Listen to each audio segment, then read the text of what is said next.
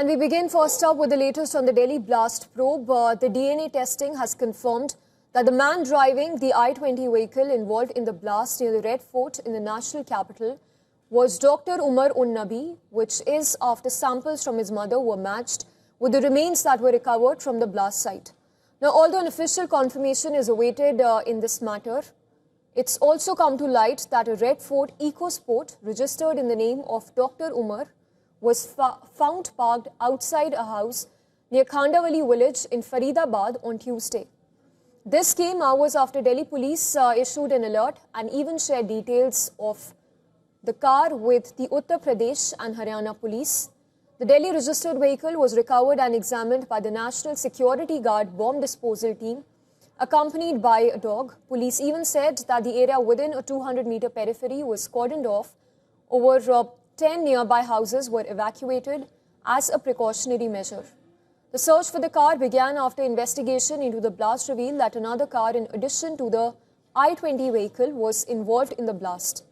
Now, police believes that the EcoSport was used for reconnaissance before the blast took place. New CCTV footage captured the exact moment the car exploded near the Red Fort.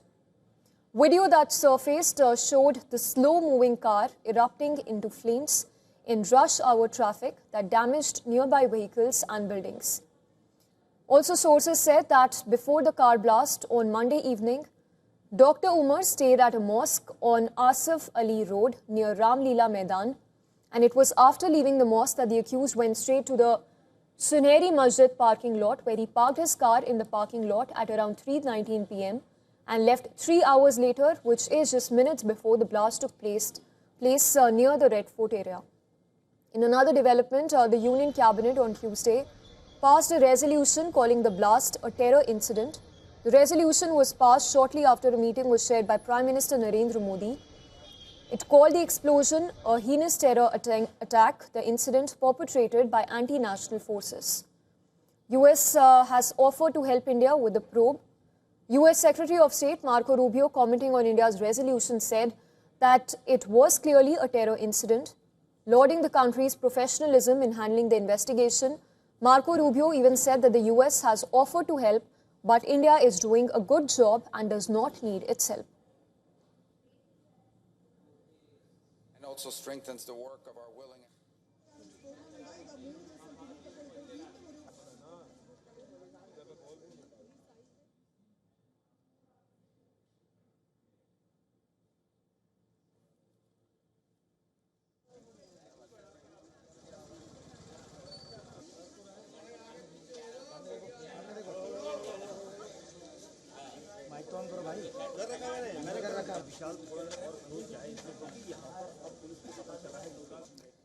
And this is the latest that we are learning. In fact, as we speak, searches, raids are being carried out by Counterintelligence Kashmir in as many as 13 locations, and it's said that it is linked to the Delhi blast probe.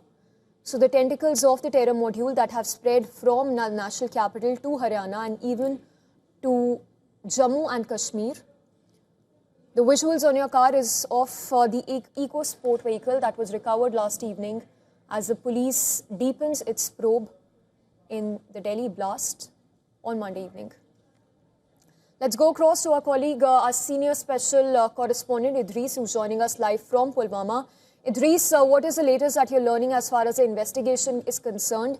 The DNA test has confirmed that the man who carried out the blast was Dr. Umar, and official confirmation is awaited. But also talk to us about the CIK raids being carried out in relation to the Delhi blast probe.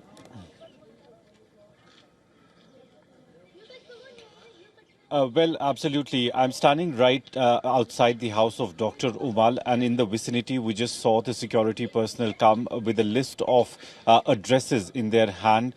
They've been going from house to house and checking, also making sure the people who are living inside, their identities are also being checked as well. As you can see, there are people who are coming in huge numbers at the residence of Dr. Umar after the news broke that his DNA has matched with the DNA of the person who was driving the I-20 car, and his DNA sample was taken. His parents' DNA samples were taken yesterday from here, and after that, the confirmation, after that the news broke, we can see that hundreds of people from the village, from the adjacent areas are coming in to meet the family members. His mother and father both have been released by Jammu and Kashmir police yesterday, and they're at their residence but not talking to media. On the other hand, if we talk about the raids that have been continuing from the last 12 hours, the counterintelligence wing of Jammu and Kashmir police is carrying out raids at around 13 locations, wherein we are being told that 15 people have been detained for questioning by them. On the other hand, Jammu and Kashmir police also continues to probe the Faridabad terror module as well as the Red Fort blast case, wherein we have been told few more doctors have been taken they have been detained for questioning as well. So what really happening on the ground is that Jammu and Kashmir police has intensified their operations across the Kashmir Valley, not focusing on only one district of Pulwama, but Shupian, Kulgam, Anantnag.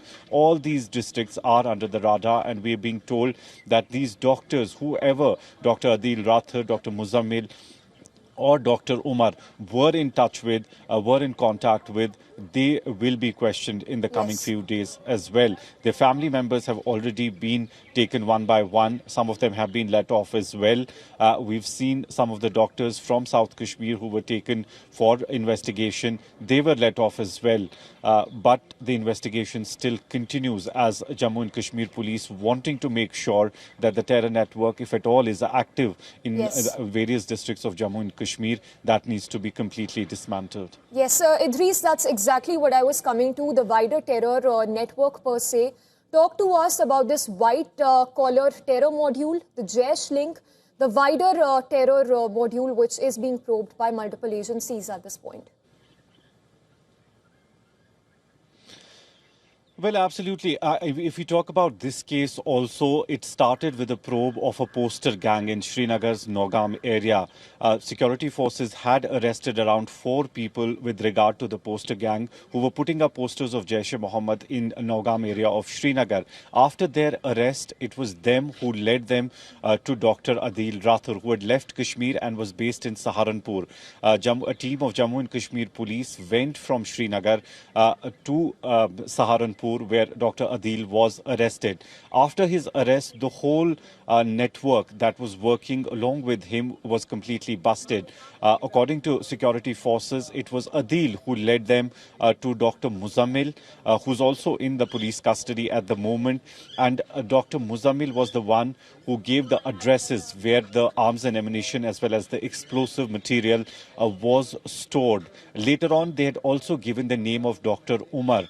But Dr. Umar, after these 2 doctors were arrested, was absconding, and he was missing since then. But the same day, the same evening, the Red Fort blast takes place, and the CCTV footage and the grab of the picture that came out after the attack, the Jammu and Kashmir police, because they were the ones who were leading the case, correlated the picture with Dr. Umar's photograph. And then that is why his parents were picked up for the DNA sampling of Dr. Umar. And now what we are hearing from our sources that the DNA has matched the DNA which was taken from the parents yesterday. So all these doctors, especially most of them working at Al-Falah Institute, were in contact with each other. But how they were radicalized, because there is one of the cleric who's also been arrested in all this investigation, and we've been also told by our sources that he could be the person who was responsible for radicalizing all these doctors. Yes, just last question before we let you go. Idris, all of this is within the realm of investigation, but if we were to join the dots as far as this trio is concerned, talk to us about how these doctors actually worked in tandem during this entire operation that was carried out, which appears was a hurried attack, so blast, so as to say. Well, it does seem like that attack that was carried out by Dr. Umar, which has not been confirmed by the authorities, but that is what we know from security agencies at the moment. It seemed like the attack was hurried because both his accomplices, which was Dr. Muzammil and Dr. Adil Rathar, both of them were taken into custody by Jammu and Kashmir police. And it seems like he must have thought that there is no other option left for him, and he carried out that attack. But this is all assumption, as the investigation of the case is still continuing. On the other hand, we've seen that multiple people have been picked up across the various districts of the Kashmir division, especially by Jammu and Kashmir police for questioning. The teams from Jammu and Kashmir police are also stationed at Uttar Pradesh, in Saharanpur, as well as in Faridabad in Haryana. They are working in tandem with both the police forces of UP as well as Haryana to make sure that the network that was working from Kashmir to UP to Haryana needs to be completely dismantled. And that is why we are seeing the intensifying of operations across Jammu and Kashmir and all these states. All right, Idris, we are going to leave it at that. Thank you for getting us all those details. And our correspondent Dharamjot Kaur has also sent us this report from the Khandewali village in Faridabad. This is the exact spot where the red EcoSport car was recovered by the security agencies. Locals in Khandewali are in a state of disbelief and shock as they find their village at the center of an ongoing investigation that is related to the deadly blast which ripped through the national capital on Monday evening. Now, behind me in the background, just a few hundred meters away, is the red EcoSport, the SUV that is currently under investigation for any link it may have to the deadly Monday evening blasts. Now, Faridabad police spokesperson has said once the vehicle was apprehended that this in fact was brought here by an acquaintance of Dr. Umar, which is the prime suspect in this terror incident. What kind of role this acquaintance had to play, what the investigation reveals, all of this is currently underway. However, any suspicion about there being explosives in this car, that has not been confirmed by the investigating officials. What they are currently doing is having forensic experts comb through the entire vehicle to find any trace, any DNA, any link that can help them trail this back to the trio of suspects that are currently under probe. What kind of answers this particular vehicle has, that is yet to be determined. With video journalist Abhishek, this is Dharamjot Kaur here at the Khandewali village in Faridabad for WION World is One.